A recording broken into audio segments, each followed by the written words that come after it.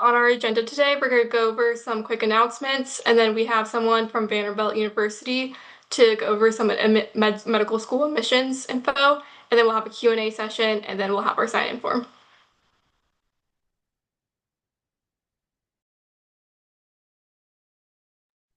Okay, so a couple updates with Luskin. So we have our upcoming in-person volunteer orientation this Wednesday, February 18th, and that's going to start at 4:30 to 5:30 p.m. So we have the address on there, and I believe we sent out the Uber split form on our Discord. So if you need a ride, make sure to fill out your name on that.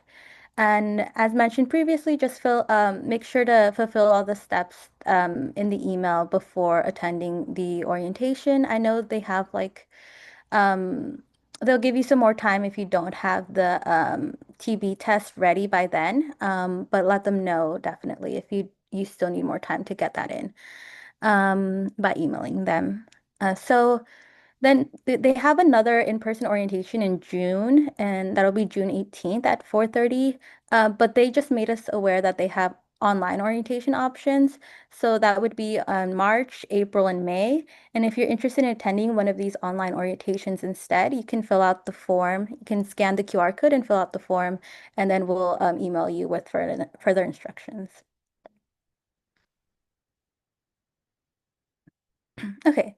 And then we have our West Side Food Bank th this week as well. It's will be on Friday, and that'll be at 3:15. We have 3 spots left. So if you're interested in volunteering this Friday, make sure to scan the QR code and also fill out that form. Um, yeah, that's pretty much it.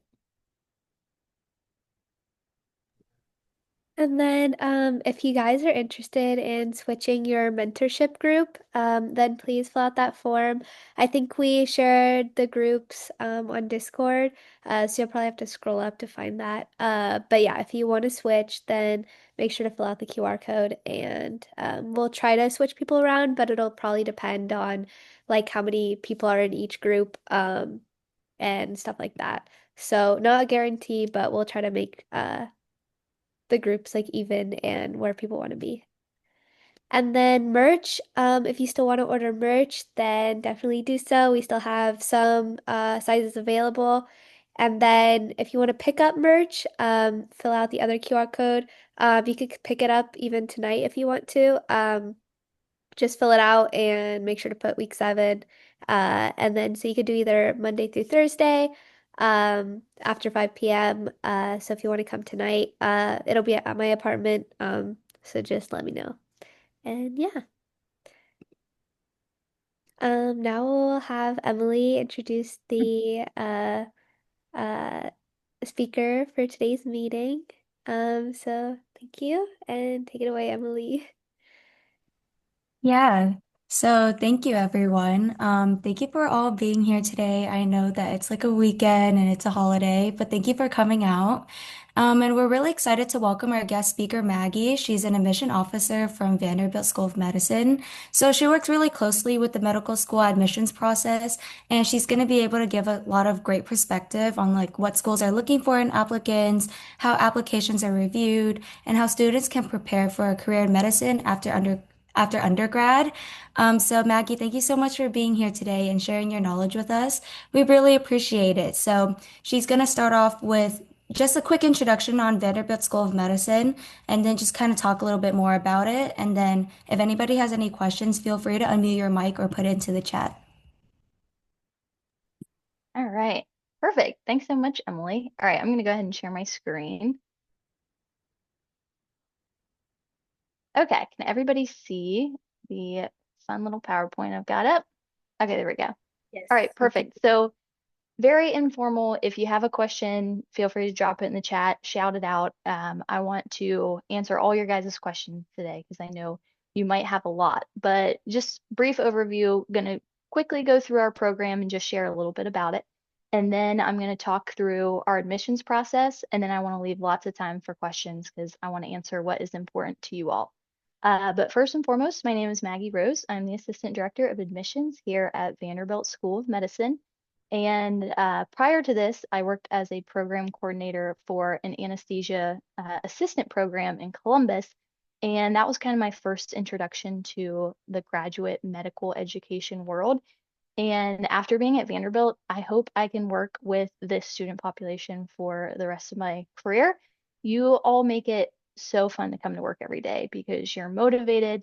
You were telling me about your organization earlier, and I think back to my undergrad career, and I played basketball, so that was the only thing on my mind. So the fact that you guys are doing this and starting this organization and working in pediatric unit and at food banks is incredible and is a great start to your med school application. But all right, we can go ahead and get started. Okay, so first and foremost, before we talk to any pre-med students, we love to show photos from our white coat ceremony. And the reason we like to show these photos is because you all have been working very hard for who knows how long to put yourself in a position to apply to medical school. And the process can probably seem a little long. It can seem a little stressful and maybe uncertain at times. And we challenge you to keep moments like the white coat ceremony in the back of your mind. Remember why you are working so hard. And it might feel like this is a long way away. It will be here before you know it. And you will be walking across the stage and getting your white coat very soon, hopefully at Vanderbilt. And I will say for our last class, our class of 2029 that matriculated this past summer, we had our most students from UCLA. So that is a fun fact there. Okay, so a little bit about Vanderbilt. When we think about Vanderbilt, what are some things that come to mind? So Vanderbilt is a top research medical school. And if you think about research, especially somebody like me who is a research novice, you might think of your traditional wet lab settings, petri dishes, pipetting, white coats, and we definitely have that.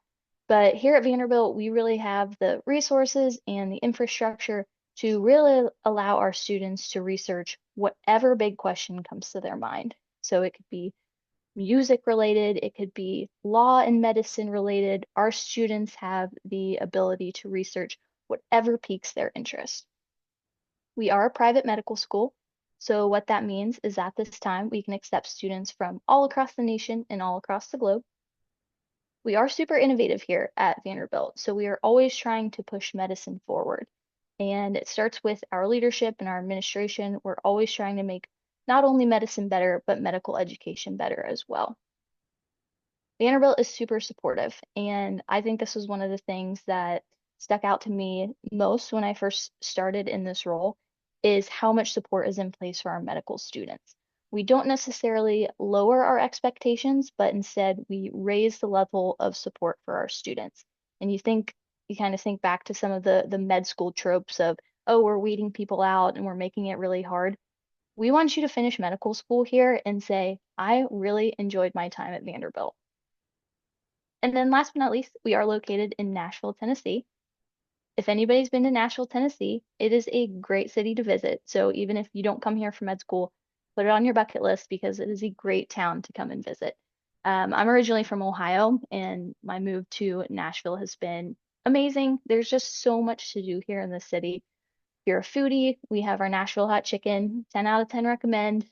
We have our sports scene, our athletic teams. Um, we are a big metropolitan city, but 10 minutes in any direction, and you can get beautiful lakes and beautiful parks. They're right here in our backyard. And then, of course, we are Music City. So if live music is your jam, you can find live music just about any night of the week. And I will say it's not just country. All right, so Vanderbilt, we have really cool traditions here, like our cadaver ball, which is med school prom, our college cup system, our college house system, which is very Harry Potter-like. We have rich traditions, but we're always looking forward. So you won't really hear us say, well, that's just how we do things here. That's just how they've always been done. We're always trying to make things better for the next class of students, but we do have a few of those traditions that we hold near and dear to our heart. All right, so I do want to highlight our curriculum because I think this is one of the best examples of innovation here at Vanderbilt. So our curriculum, we call it Curriculum 2.0, and at this point, we could probably call it Curriculum 15.0. If you kind of think about your phones and how they go through different updates and system reboots, so does our curriculum. Our faculty and our administration do a tremendous job after every course, every block, every year, kind of taking a step back and asking themselves, okay, what went well for this course and what can we improve on for the next class of students? So it's very dynamic and it's always changing to meet the current needs of the medical climate. One thing I want to highlight on this list is we are competency-based assessment and grading. So that means we are pass-fail during years 1 and 2. And I want you to kind of think about that for a second and think about your undergrad experience right now. Being pre-med is competitive. And if you're probably competing to the person to your left and your right for the best grades, the best marks, internship opportunities, research spots. It's very competitive to be pre-med. And you compete up until the point you get to us here at Vanderbilt. By being pass-fail during years 1 and 2, we are really trying to dismantle that culture of competition and instead foster one of support and collaboration. And if I miss a class, I can go to my classmate for help without them worrying that I'm going to jump them in the ranking. We do not rank our students. We do not have a super secret ranking system within our deans. We simply do not rank our students because we want this to be a very supportive environment where patient care is the #1 priority for our students. The other thing I want to highlight on this list is clerkship in year 2.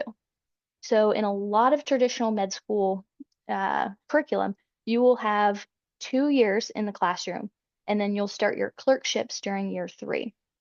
Well, here at Vanderbilt, we have 1 year in the classroom, and then you'll begin your clerkships in year 2. So we find this beneficial for several reasons, but #1, it gets you out of the classroom earlier. So it's just 1 year in the classroom, and it gets you into that clinical setting, doing what you came to med school to do earlier. And the other benefit that we see is our students can really start thinking about what they want to specialize in earlier in their med school journey. So they can go through those clerkships and say, you know what, maybe I don't necessarily like working with kids, and that's okay. But you can figure that out in year 2 as opposed to waiting until year 3. And then you can create a really strong, really solid application for residency and feel really good about that process. Okay, I won't go into the big details about your M1 year, but this is kind of an overview. So our students will join us in mid-July for orientation. They'll have 1 week intro course called the Foundations of the Profession, which is just your introduction to the medical profession. And then you will have 6 foundational courses throughout year 1. Okay, and you can kind of see them there on the screen. And then throughout year 1, you will also have a longitudinal course called Foundations of Physician Responsibility. And this is here in the bottom right. And this is a course that focuses on the 4 core responsibilities that we feel are essential for every physician. So you're getting your classroom learning, but you're also learning about these 4 pillars that we think are essential for every physician. On the left is an overview of what your week might look like during year 1. So in the green, we have our case-based small group learning. This is where you're with your classmates, about 8 or 9 of them, and you're given 2 cases for the week. You kind of have to do some research and diagnose and try to provide a prognosis in these small group settings. So you really get to learn, you really get to teach, and it's a great environment to really push yourself forward during year 1. You'll have some labs during year 1, and then that in the beige, there's that Foundation of Physician Responsibility course. And then what I really love during year 1 is that time called self-directed learning. This is essentially a fancy way to say, this is your time to do what you need to do to be successful in med school. So we carve out time during the 9 to 5 for you to basically be a human and do what you need to do to thrive during year 1. I'll get through these kind of quick because I know we want to get to the admissions, but M1, and then you get to M2, and this is why you came to medical school. So this is where you get to have your 6 core clerkships. We have medicine, pediatrics, psych, neurology, and surgery, and OB-GYN. So again, this is why you come to med school, to practice medicine, to work with patients, and to figure out what you want to do when you grow up. And year 1 is long for our students. They'll be the first to admit it. It's a long year, but they get a well-deserved break at the end of year one. And when they start their clerkships during the second year, oh my goodness, they are revitalized, they are excited, and they're just very happy to be on campus working with patients. Okay, I'll go ahead and skip this slide here. All right, this is going to look very confusing at first, but year one in the classroom, year two in your clerkship phase, and then that brings us to year three and year four, where you get to personalize your medical school journey. And I don't know if any of you have done those books where it's choose your own adventure. It's pretty much like that for your year three and year four. You're kind of the driver of the ship. We will give you, our registrar is awesome. He works with all of our students to create a schedule that makes sense for them and that sets them up for a very strong, very competitive residency application. We've been doing this curriculum since 2013, and I don't think we've had two students take the same schedule of classes. So you really get to pick and choose. If PEDS is your thing, you will center your schedule around working with children. I'll go back here for a second. All of our students will take 6 advanced clinical electives and 4 integrated science courses and 1 acting internship. And again, you can kind of plug and chug and take courses that align with your future career goals. What's really nice about year 3 and year 4 is our students get these flex months in gray, and it's essentially time away from the program, time away from research, time away from the clinical setting. If you are getting married, it'd be a great month to do that. If you want to take a month-long cruise with your family, do that. Again, we want you to be a whole person during your time in med school. All of our students will take a 3 to 6 month research block. So we do have protected time during the 4-year MD program for you to research that big question that I talked about earlier.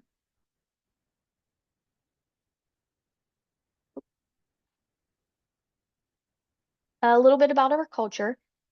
We really do have a culture of caring here at Vanderbilt. And it starts with our leadership and it trickles all the way down to our students. And our students really embrace this culture of not necessarily being on our own islands during medical school, but when the tide comes in, when things get challenging, all the ships rise. So our students really come together, they really collaborate and support each other through this journey. We do have a college system here at Vanderbilt, so very Harry Potter. I'm reading The Prisoner of Azkaban right now, so I'm very into the Harry Potter world right now.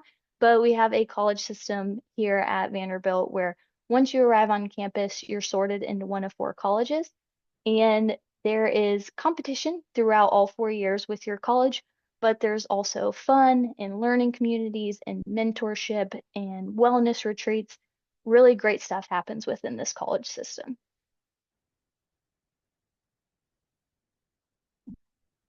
So a little bit about the Vanderbilt community. The one thing I do want to highlight on this list is our Shade Tree Clinic. So from what it sounds like, this would be right up your guys' alley. Our Shade Tree Clinic is a student-run free clinic serving the Nashville community, our uninsured population of Nashville, and it is completely student-run.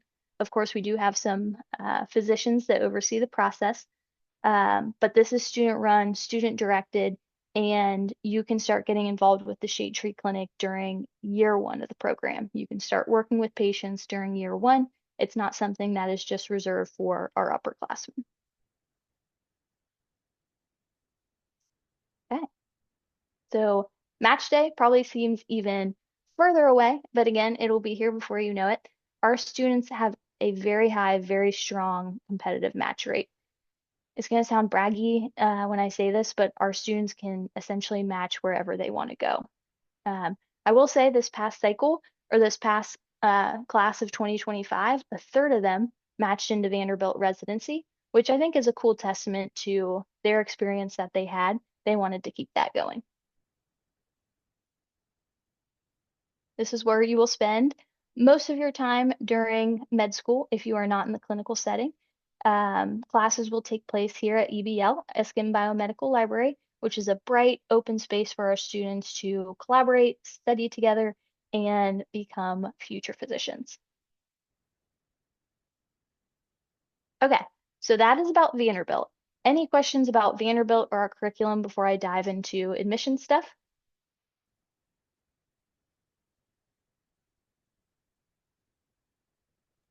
I think we had a couple questions. We sent out like a questionnaire form Okay. earlier.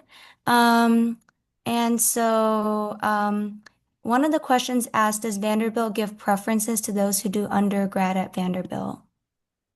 No, that is a great question. And that is probably a myth you will hear throughout the med school process. And it's very important for you to do your research of the schools that you're interested in going to, because some medical schools will have preference for their in-state residents or their undergrad students. At Vanderbilt, we do not. So we treat every applicant that comes through our system as the same, and they go through the same process from start to finish. If anybody else has any questions, you guys can feel free to unmute your mic or put it into the chat. Um, we'll probably give you guys like a minute to do so, and if not, we'll have Maggie move on to the admissions process.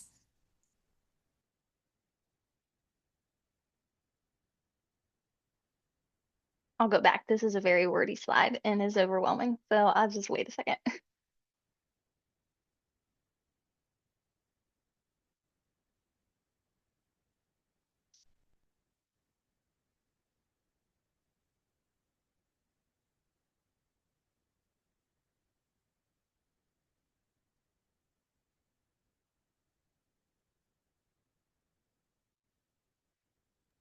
Okay, Maggie, I think if you want, you can move on to the admissions process, and then I'm sure we'll have more questions later afterwards. Okay, sounds good. This is my favorite part of the job, so this is what I enjoy talking about the most. Of course, I enjoy talking about Vanderbilt and the curriculum too, but this is the meat and potatoes of what I get to do every day. But to start out, we always like to say that we like to start out by saying our prereqs are recommendations. They are not requirements. We really understand that everybody's path to medical school is going to be a little bit different. And whether you're taking an online course or you're taking a summer course at your community college, we understand that nobody's path is going to be the exact same. And we appreciate that. And we love to see those differences in an application. So that's kind of why we moved away from requirements to recommendations. Sometimes things happen in undergrad. Maybe you have to work full time. Maybe you had a global pandemic going on where you had to take some things online. We recognize this, so our prereqs are recommendations. However, it is recommended to have exposure to most of these areas to not only prepare you for a medical school education, but to also help prep you for that MCAT. Okay, this is the typical structure of our application process here at Vanderbilt. So this past cycle, we had about 7,700 AMCAS applications submitted. 7,000 of those were MD, and 7 of those were our MSTP, which is our MD PhD program. From the 7,700 applications, we extended 5,000 secondaries on the MD side, and our MSTP extended 700 secondaries on their application. And the reason that MSTP's number is the same, they do not have a fee associated with their secondary. So on the MD side, we screen out who we give secondaries to. And the reason we do that is because secondaries, it's a big process. It's a lot of writing, and there is a fee associated with our secondary. And the last thing we want to do is have an applicant spend all that time, spend that money, and when at the end of the day, we did not see them matriculating at Vanderbilt. So that is why we jumped from 7,700 to about 5,700. And then from those 5,000 secondaries, we will offer about 700 interviews, 600 on the MD side and 100 on MSTP. And then from those 700 interviews, we will see a class of 96 students. So we'll have 80 MD, 15 MSTP, and then we'll have one oral surgery student that joins us who is doing a dental fellowship. And then our typical class has a GPA range between 3.5 and 4.0, and the MCAT between the 74th and 100th percentile, which is usually about a 508 to a 528. All right. So for our secondary prompts, we will update them and they will be on our website for every cycle. So at this point, we have finished our cycle. We finished interviews and we're starting to think about that next cycle. So if we have updates to our secondary, you will see them reflected on our website. But The one thing I will say with secondary prompts, just a good rule of thumb, if you are offered a secondary, try to submit it within 2 weeks of getting that secondary. Of course, if a school has a specific deadline, by all means go by that. But our rule of thumb here at Vanderbilt is if you're offered a secondary, try to get it back to them within 2 weeks.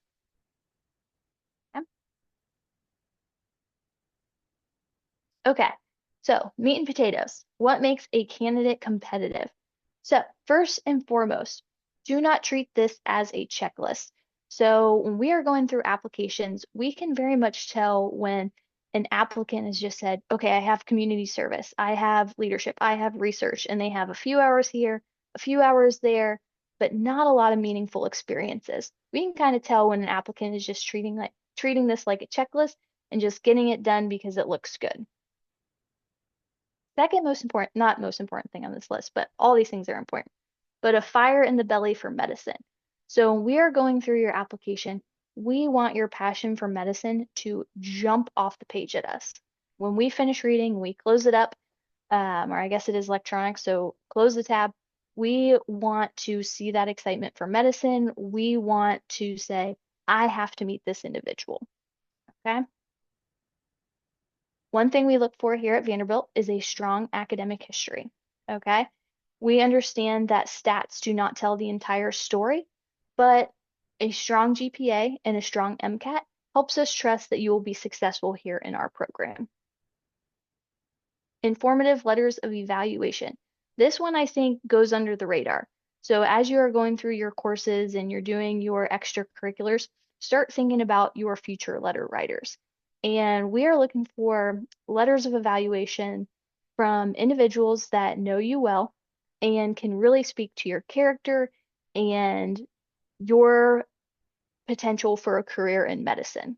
Okay. Excuse me. All right, one of our pillars here is leadership. So when all of our graduates walk across the stage after 4 years, we want them to be leaders in their respective fields. So if they are a family doctor in rural Kentucky, or if they are a trauma surgeon in LA, we want them to be leaders in their respective communities. And we don't necessarily have a course here at Vanderbilt that says, this is how to be a leader in medicine. We want you to have those qualities already before you come to Vanderbilt, and we'll help hone those before graduation. Okay, so we're looking for evidence of strong leadership, ability to work on a team, ability to communicate and work well with others. Medical exposures. So medical exposures, this is going to be patient care time, shadowing, scribe work, exposure to the field of medicine. And medical exposure is important to us here at Vanderbilt because it tells the admissions committee that you have really thought about what a future career in medicine looks like.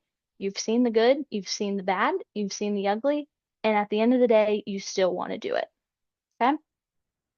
Service to others. We try not to say community service because it sounds like you got in trouble when you gotta wash graffiti off lockers and stuff like that, but service to others. You likely want to be a physician because you want to help and serve others. And if we do not see evidence of that in your application, sometimes it's hard for the admissions committee to connect the dots. And then last thing on this list I'll say is we learn from each other. So throughout our curriculum, it's not necessarily just our faculty teaching at our students. Our students will teach others, our upperclassmen will teach our underclassmen. We learn from each other. What can we learn from you? What can you bring to that cohort of 96 students? Okay, and we really like to show this graphic just to kind of put things in perspective here. So you've probably all been told that you need to be well-rounded, probably since you were in first grade. Play sports, learn another language, play a musical instrument, do something artistic, get good grades, be well-rounded. And we love well-rounded individuals. They are great.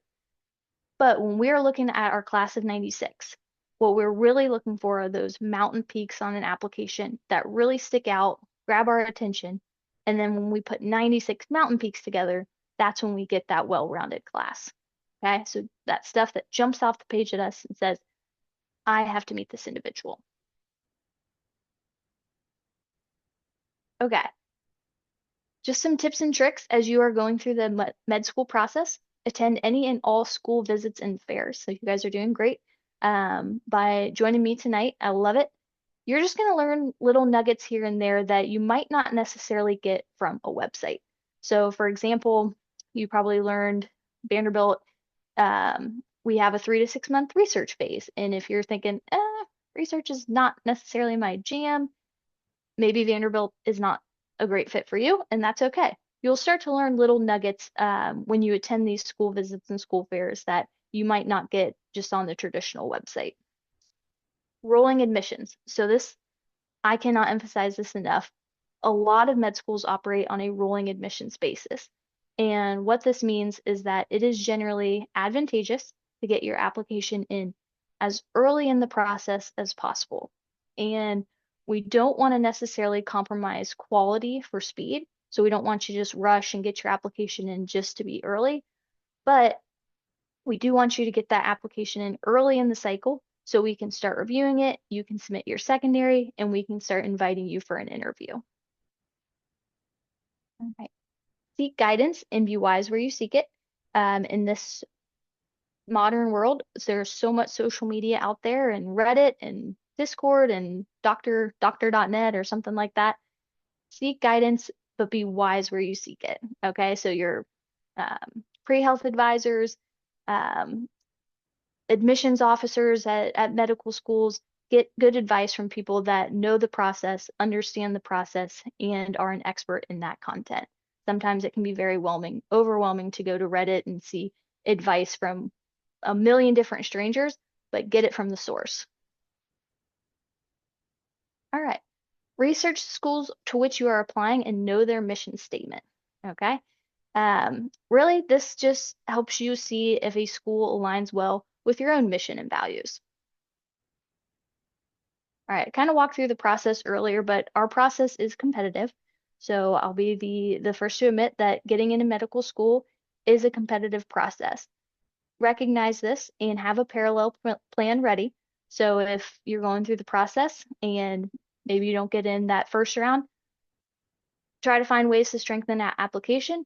Or there's almost well over 250 careers in medicine. Find the one that works for you. All right. More and more, we are seeing students take a transition year, or you might hear it be called a gap year.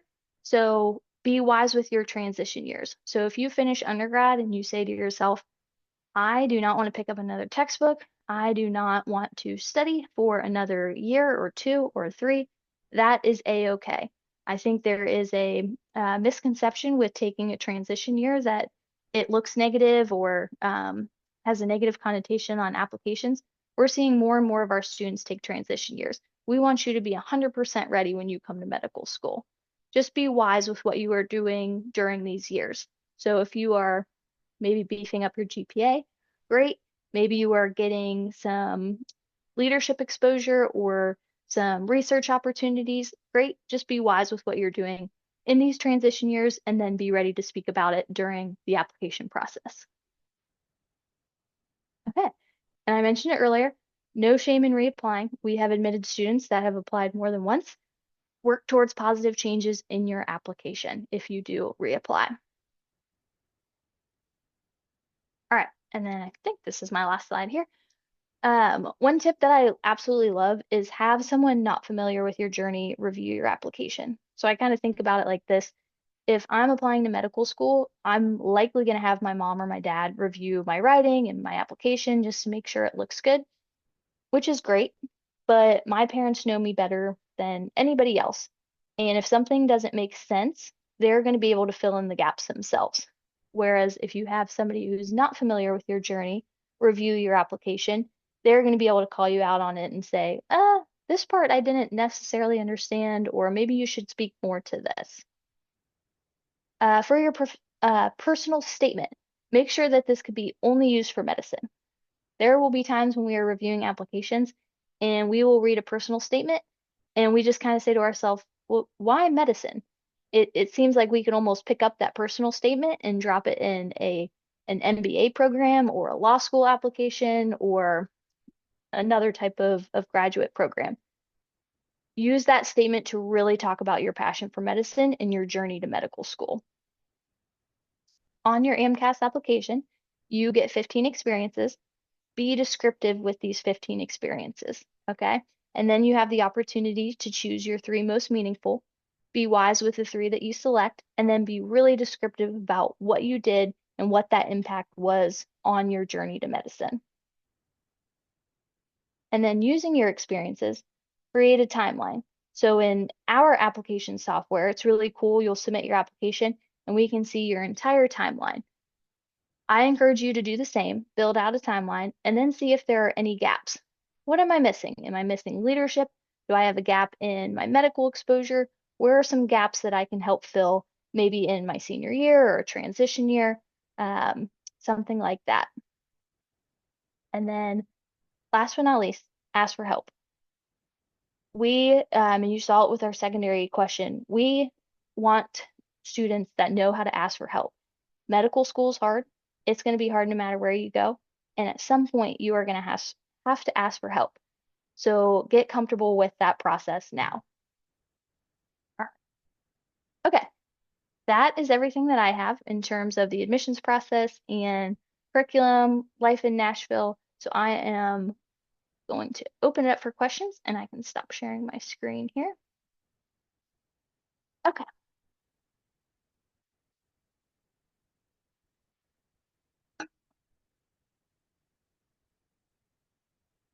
Hi, thank you so much for coming to talk to us today. I think one of our members had a question about how critical undergrad research experience would be considered for med school admissions. Mhm. That is a great question, and it really comes down to the schools at which you are applying to. I will say at Vanderbilt, research is one of our 4 pillars that we look for. So research is important to us here. I will say we're not necessarily looking for a golden number or a magic number that if you hit it, great, you move on in the next steps. What we're really looking for with research is the quality of that research experience. So if somebody does 1,000 hours in a lab and you look at it and read the descriptions and they were stocking shelves or they were mopping up the floors, nothing wrong with that. But that tells us something a little bit different than a student that has 250 hours and they were running tests, they were collecting data, they were the right-hand man of the PI. So we're really looking at quality over quantity when it comes to our research hours.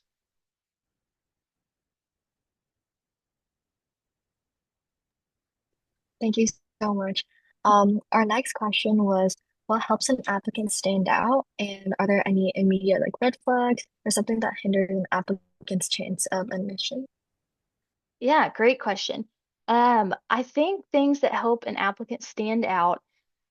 So I kind of mentioned it earlier with our peaks that we are looking for, our mountain peaks, versus our well-rounded hills. A lot of our applicants are well-rounded, which is fantastic, but we are looking for those mountain peaks of not necessarily a golden experience or some aha moment in your life or a hook or something like that, but more so just meaningful experiences on an application that really connect the dots for an admissions committee and we can clearly see your journey to medicine. And it really sticks out to an admissions committee when that is communicated clearly through your personal statement, your descriptions, and your secondary essay questions. So if we're finished reading an application and we're just kind of like, okay, I'm a little confused. I'm not sure why medicine, as opposed to reading an application and we say we know why medicine, we see their journey. Maybe it you weren't necessarily thinking medicine, but you had this moment or you had an experience that made you transition to medicine. As long as that is clearly communicated, that really sticks out to an admissions committee. I would say clear communication and why medicine are 2 of the biggest things. Oh, and then red flags in an application. Let's see. Um, I would say red flags so I'll talk about one in the application process and then one during the interview process. So red flags for an application process, I would say get to know your letter writers. So if you are taking organic chemistry, let's say, and you are thinking, okay, I'm going to have my OChem professor be my letter writer. And we are going through your application and we're reading that letter, and it's very much Maggie was in my OChem class. Maggie did not miss a class. Maggie turned in her assignments. Like, it's very generic, very basic. That tells us something.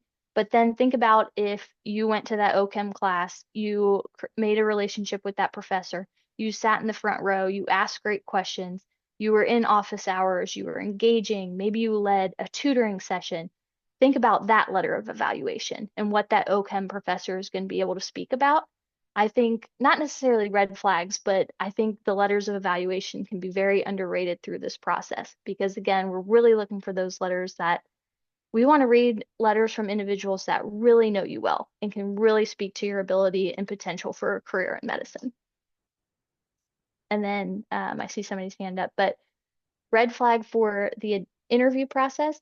So we operate on a virtual interview world. So we do not do in-person interviews. And which is nice because our applicants can join us from all over the world. They don't have to spend money to come and travel to visit us. So it's very nice in that way. But I do recognize that sometimes it's hard to engage in a virtual setting. But a red flag for us on interview day is when applicants are not engaged. So we have multiple speakers throughout the interview day. We have opportunities for you to ask questions and to meet your fellow interviewees. And if an applicant is just not engaged with the group, or if they're not asking questions, or if they just kind of like disengaged and not too interested in being there, that might be a red flag for us during the interview process. Be really engaged, be really passionate, be really excited. And again, that's a big deal to make it to an interview. So be excited, be engaged, and just enjoy that day.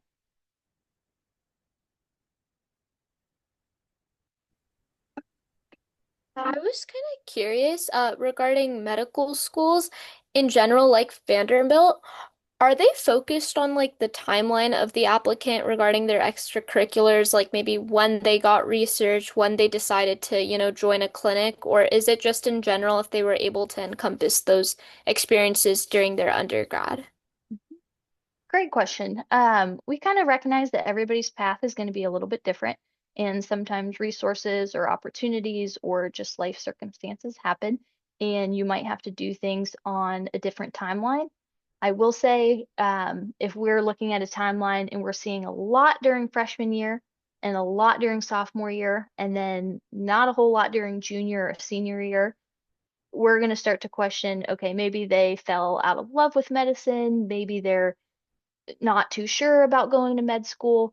So that might raise some flags with an admissions committee, but we do recognize that timing is different for everyone, but just be thinking of that as you approach junior, senior in those transition years. Thank you.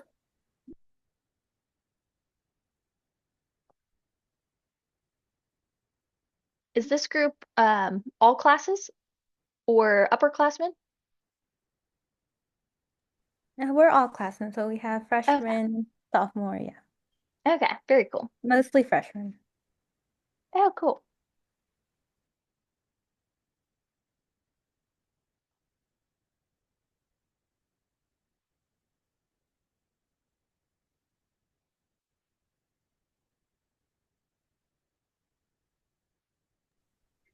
Another question that we had was in regards to the personal statement. I know that you previously talked about making sure that it's more specific to medicine instead of it being like being able to be like applied to medicine, MBA, law. What would you say would make like a very strong personal statement when you guys are reading it? Hmm. Yeah, good question. Again, I would just say reading it and knowing as a reader, reading that personal statement and just being able to say, yes, no doubt about it, this person is destined for medicine, and we can tell that through a personal statement. I think one thing that might be a misconception or a med school myth is that you need some life-altering moment or some hook in your personal statement to make it to the next round. Really, we just want to see your journey to medical school clearly communicated. And again, that passion kind of radiating through several of the experiences that you choose to talk about. One piece of advice that I heard at this was from another admissions committee, but I was at a conference and I said, this is a great tip.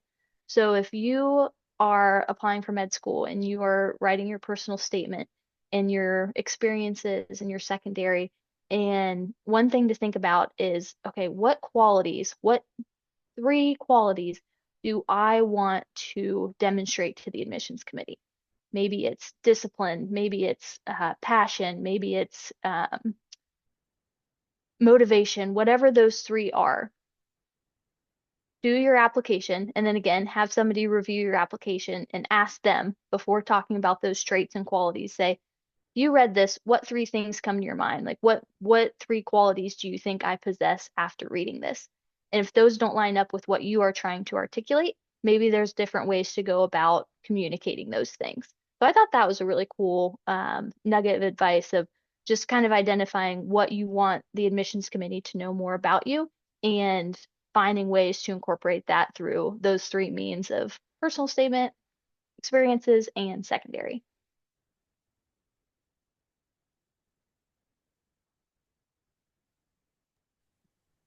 Thank you so much. We had another question, which was which types of clinical experiences do you find most impactful or valuable in a most competitive?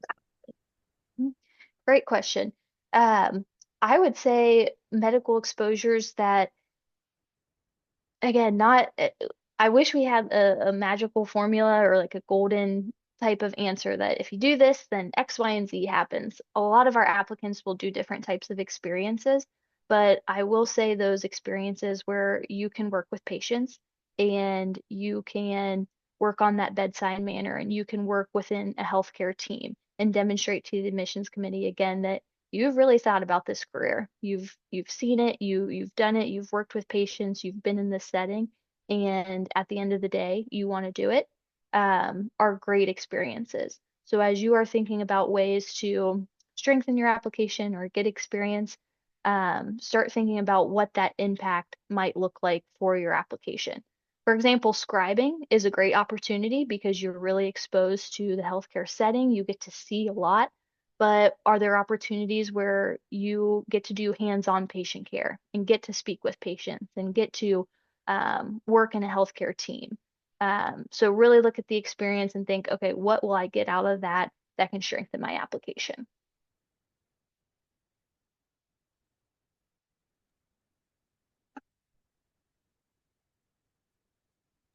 And I think this will be our last question since it's almost 8. Oh, wait, we have a question in the chat. How do medical schools view community college courses? Also, if a community college transfer were to go back to CC after their bachelor's to complete another recommended class, like microbiology or anatomy/physiology, how would that be looked on? Mhm. Yep, we do not look down at community courses by any means. Again, we recognize that everybody's path is different. Sometimes it's a time constraint, maybe it is a financial constraint. We recognize that and we appreciate it. I will say with same kind of goes for online courses as well. Be thinking about those future letter writers and be thinking about some of those experiences that you could have at a community college. And if you take the courses there, great. And then if you can't necessarily get research experience there or other experiences, where else can you get those? But yeah, we have students and applicants that matriculate that definitely take courses at community colleges.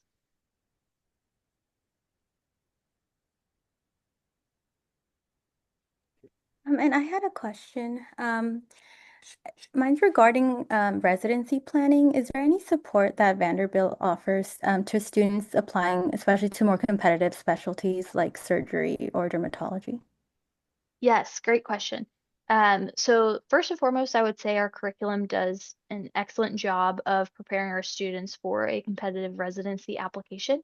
Uh, Mostly because again, you kind of get to be the captain of the ship and pick and choose the courses that align with what you want to do in residency. So when you start that application and you go through the interview process, you have an entire repertoire of courses that you have taken that can help strengthen that application. And then the other thing, you will have so many mentorship opportunities at Vanderbilt. So I mentioned that college system. So right away, you're introduced to your college, and that includes upperclassmen. It includes two college mentors. And then it also includes specialty advisors to help advise on your future specialty. And then you also get a big in that process. So your big has a big, that big has a big. So it's kind of like a sorority or fraternity where you kind of have the smaller family in the bigger VU family. So lots of natural opportunities for mentorship from individuals that have been through that process. And then the other thing, you will work closely with our leadership. So being a class size of 96, our leadership knows you. They know you by name. If you miss a class, they'll text you and say, "Hey, where were you? Everything okay?"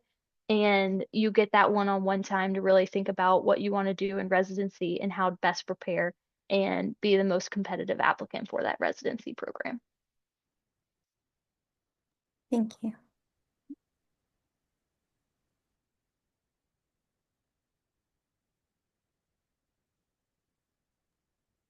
Okay, I think due to time constraints, we might want to wrap it up soon. But does anyone have any last minute questions?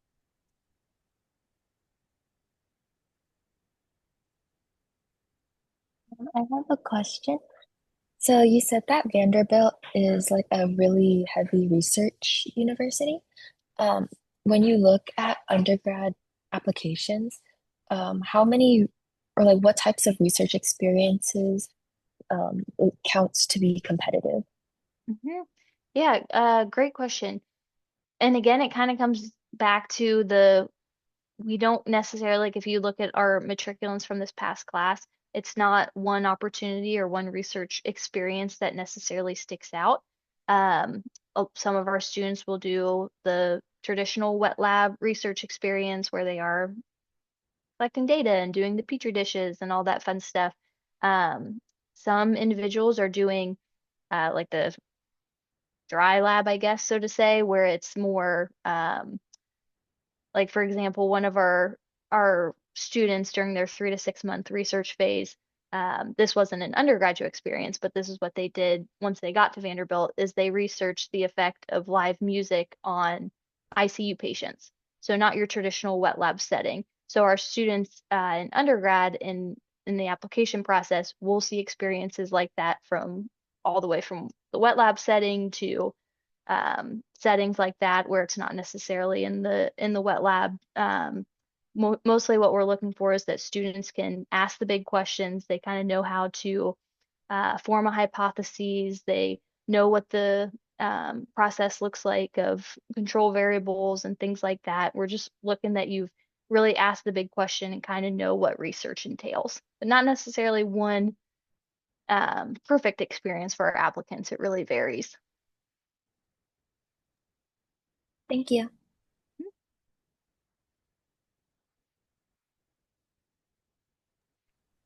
So much. I think this will be our last question, but someone was asking what, as an you as an undergrad or a medical school admissions officer would recommend undergraduate students do over summer. Oh, great question. Um, what undergraduate students can do over summer? Is that the question? Okay. I would say kind of again do your research for medical schools and what they are looking for in their applications. Um, our four pillars again are leadership, research, medical exposure, and community engagement. So if you're kind of looking at what your future application might look like and you say, "Oh, I really love Vanderbilt, but I don't necessarily have community engagement." The summer might be a great opportunity to beef up that area, or the same goes for medical exposure or leadership. One thing I will say, and this is another myth that hopefully we can bust, we also want you to do things outside of medicine. So we will see applications that are medicine, medicine, medicine, medicine. That is great, but who are you outside of medicine? What do you like to do in the evenings or on the weekends? So on AMCAS, you get 15 experiences, and I think there's 18 categories you can choose from with how to categorize those experiences. And one of them is artistic endeavors, one of them is hobbies. by all means put an experience like that in an application, because as the admissions committee, we can kind of look at that and say, okay, they are well balanced, they love medicine, but oh cool, they also were a college athlete, or they were super passionate about fishing or something like that. Just kind of helps paint your entire picture to the admissions committee. So yes, prepare for medical school and do all the things for your application, but also do things that you enjoy and that make you you.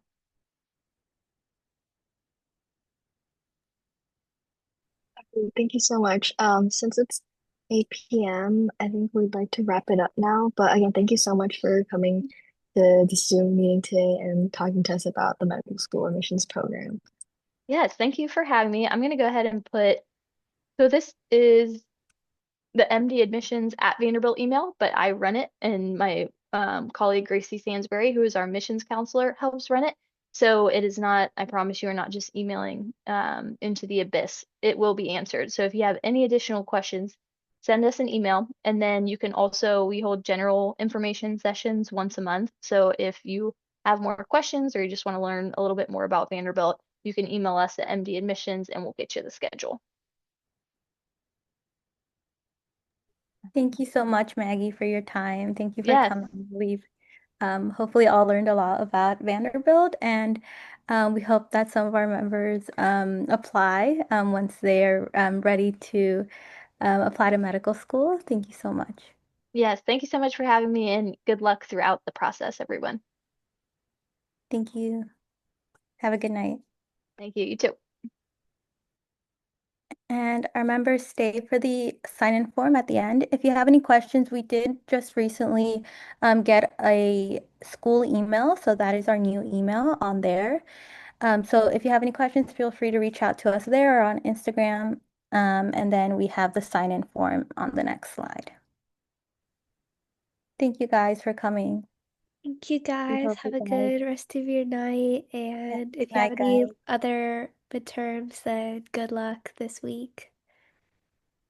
I had a quick question. I had gone to one of the meetings, but I didn't see the sign-in form at the end. So what should I do to, I guess get points for being at the meeting? Um, Probably message, go to Discord and then DM Nancy. She handles Okay. our like points, so probably DM her and tell her what meeting that you went to. Okay, And then perfect. she'll probably talk to you and figure it out. Okay, perfect. Thank you so much. Yeah.